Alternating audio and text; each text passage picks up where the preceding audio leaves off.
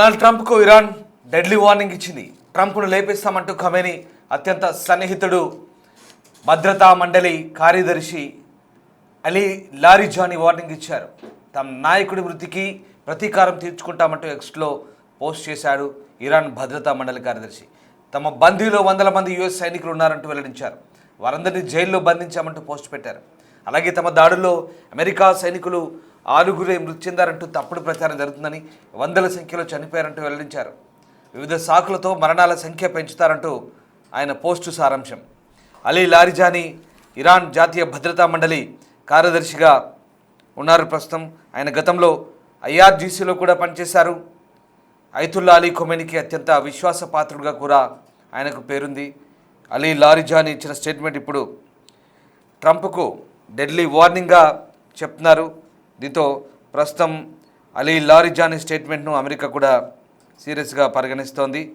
Khamenei మృతి మామూలు విషయం కాదని, ట్రంప్ను వదిలిపెట్టేది లేదంటూ అలీ లారిజానీ స్టేట్మెంట్ ఇస్తున్నారు. ఖమేనీ మృతికి ట్రంప్ తగిన మూల్యం చెల్లించుకోవాల్సిందేనంటూ లారిజానీ హెచ్చరిస్తున్నారు. అమెరికా సైనికులను బంధించి జైలులో ఉంచామంటూ ఇరాన్ చేసిన ఈ ప్రకటనతో అమెరికా ప్రభుత్వం మండిపడుతోంది. మృతుల సంఖ్యపై ట్రంప్ అబద్ధాలు చెప్తున్నారంటూ కూడా లారిజానీ ఆరోపించడం అమెరికాకు కోపం తెప్పిస్తోంది. Iran supreme leader Ayatollah Ali Khamenei మృతికి డొనాల్డ్ ట్రంప్ భారీ మూల్యం చెల్లించుకోక తప్పదంటూ ఇరాన్ జాతీయ భద్రతా మండలి కార్యదర్శి అలీ లారిజానీ తీవ్ర హెచ్చరికలైతే జారీ చేశారు. ఖొమేనీపై జరిగిన దాడికి ఖచ్చితంగా ప్రతీకారం ఉంటుందంటూ స్పష్టం చేశాడు. ఖొమేనీకి అత్యంత సన్నిహితుడైన లారిజానీ సోషల్ మీడియా వేదికగా అమెరికా తీరుపై నిప్పులు చెరిగారు. ఎక్స్ వేదికగా స్పందించిన లారిజానీ ట్రంప్ను తాము వదిలిపెట్టే ప్రసక్తి లేదంటూ హెచ్చరించారు. దాడుల్లో తమ నాయకుడితో పాటు అనేక మంది సామాన్య పౌరులు కూడా ప్రాణాలు కోల్పోయారని, ఇది సాధారణ విషయం కాదంటూ ఆవేదన వ్యక్తం చేశారు. ఇందుకు అమెరికా తగిన మూల్యం చెల్లించుకోవాల్సిందేనంటూ హెచ్చరించారు లారిజానీ. మరోవైపు యుద్ధ వాతావరణం నేపథ్యంలో అనేక మంది అమెరికా సైనికులను తాము బంధించి జైలులో ఉంచామంటూ లారిజానీ సంచలన వ్యాఖ్యలు చేశారు. కేవలం 6 సైనికులే చనిపోయారంటూ ట్రంప్ అక్కడి ప్రజలను తప్పుదోవ పట్టిస్తున్నారని, వాస్తవానికి మృతుల సంఖ్య చాలా ఎక్కువగా ఉందంటూ ఆరోపించారు. భవిష్యత్తులో కల్పిత ప్రమాదాల పేరుతో ఈ మరణాల సంఖ్య బయట పెట్టవచ్చనే అవకాశాన్ని ఈ సందర్భంగా లారిజానీ బయటపెట్టారు. ఇక వెనిజులా అధ్యక్షుడు నికోలస్ మదురోను బందీగా తీసుకెళ్లినట్లే ఇరాన్లో కూడా యుద్ధాన్ని త్వరగా ముగించాలని అమెరికా భావించిందని, కానీ వారి ప్లాన్ బెడిసికొట్టిందంటూ స్థానిక మీడియాతో లారిజానీ చెప్తున్నారు. అలాగే ఆయన ఎక్స్లో చేసిన కొన్ని పోస్ట్ అరబిక్లో చేశారు, పార్సీ భాషలో, అలాగే కొన్ని ఇంగ్లీష్లో కూడా దాని అనువాదం మనం చూడొచ్చు.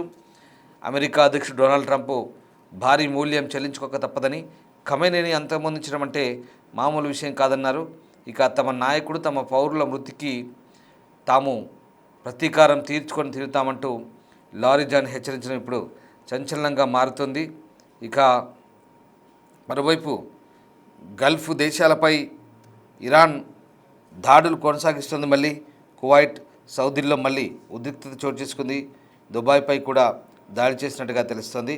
మొత్తం మీద అమెరికా, ఇజ్రాయెల్ దాడులు, ప్రతిదాడులతో ఓవైపు అటు పశ్చిమాసియా అంతా కూడా మళ్ళీ బగ్గుమంటున్న పరిస్థితి కనబడుతూ ఉంది. ఇక ఇటు సుప్రీం నేత హత్య పట్ల ఆ దేశ నాయకులు ఒక్కొక్కరుగా ఇప్పుడు స్పందిస్తున్న తీరు అమెరికాను రెచ్చగొడుతున్నట్టుగా ఉందంటూ విశ్లేషకులు భావిస్తున్నారు. అయినప్పటికీ కూడా ప్రతీకారంతో రగిలిపోతున్న ఇరాన్ ప్రస్తుతం అమెరికా అధ్యక్షుడు టార్గెట్గా ఈ విమర్శలు గుప్పిస్తోంది. ఓవైపు పెజెష్కియాన్, ఇరాన్ ప్రెసిడెంట్, నిన్న గల్ఫ్ దేశాలకు క్షమాపణ చెప్పే సందర్భంలో అమెరికా అధ్యక్షుడు డొనాల్డ్ ట్రంప్ వైఖరిని దుయ్యబట్టారు. ట్రంప్ అన్కండిషనల్గా సరెండర్ కావాలంటే బేషరతుగా ఇరాన్ లొంగిపోవాలంటూ చేసిన ప్రతిపాదనను తోసిపుచ్చుతూ అది కలగా అభివర్ణించారు. ఆ కలను సమాధి చేసేందుకు తాము సిద్ధంగా ఉన్నట్టుగా డొనాల్డ్ ట్రంప్పై విరుచుకుపడ్డారు మసూద్ పెజెష్కియాన్. ఓవైపు ఇరాన్ ప్రెసిడెంట్, మరోవైపు ఇరాన్ జాతీయ భద్రతా మండలి కార్యదర్శి వరుసగా ట్రంప్పై విమర్శలు గుప్పిస్తుండడం ఇప్పుడు ఆసక్తి రేపుతోంది. మరోవైపు ఇరాన్ విదేశాంగ మంత్రి అబ్బాస్ అరాక్చి కూడా సమయం దొరికినప్పుడల్లా, వీలు దొరికినప్పుడల్లా అధ్యక్షుడు ట్రంప్ను టార్గెట్ చేస్తున్న కామెంట్ ఇప్పుడు హీట్ పుట్టిస్తున్నాయి. మొత్తం మీద వరుసగా ఖమేనీ మరణానికి అమెరికా అధ్యక్షుడు ట్రంప్ భారీ మూల్యం చెల్లించుకోవాలంటూ అక్కడి నేతలు హెచ్చరిస్తున్న తీరు ఇప్పుడు సంచలనం రేపుతోంది. ఇక అలీ లారిజాన్ అయితే ఏకంగా ఒక అడుగు ముందుకేసి ట్రంప్ భారీ మూల్యం చెల్లించుకోక తప్పదని, అందుకు తాము సిద్ధంగా ఉన్నామంటూ ఆయన ఎక్స్ ఖాతాలో పోస్టులు చేస్తూ ప్రతీకార జ్వాలను రగల్చడం ఇప్పుడు సంచలనం రేపుతోంది. ట్రంప్ను వదిలిపెట్టమని తమ నాయకుడితో పాటు అనేక మంది పౌరుల విషయం సామాన్యం కాదన్నారు.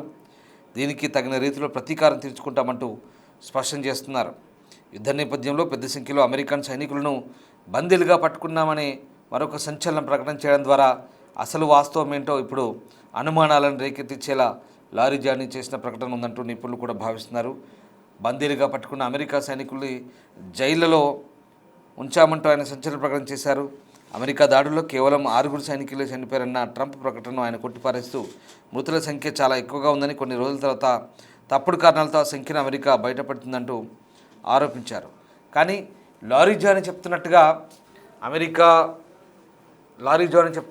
అమెరికా సైనికుల్ని చాలామందిని బంధించామని, వాళ్ళందరినీ బందీలుగా పట్టుకొని జైలులో వేశామంటూ చెప్తున్న మాటలకు ఎక్కడా నిర్ధారణ లేకుండా కనబడుతుంది.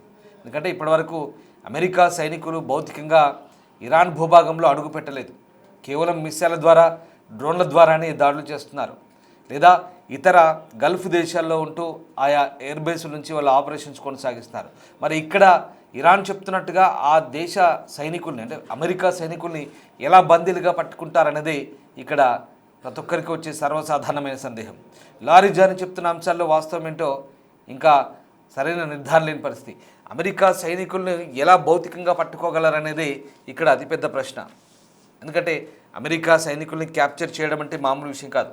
ఎన్నో భద్రతాపరమైనటువంటి అంశాలను ఛేదించుకొని వాళ్ళను బందీలుగా పట్టుకోవాలి, లేదా భౌతికంగా ఇక్కడ సర్ఫేస్ వార్ అంటే భూతలం పైన యుద్ధం చేసినప్పుడు ఒకరినొకరు ఎదురు పడి యుద్ధం చేసుకుంటున్న క్రమంలో ఆయుధాలను విడిచి ఇక్కడ వీళ్లకు లొంగిపోవడము, ఇలాంటి సందర్భాల్లో బందీలుగా పట్టుకోవడం జరుగుతుంది.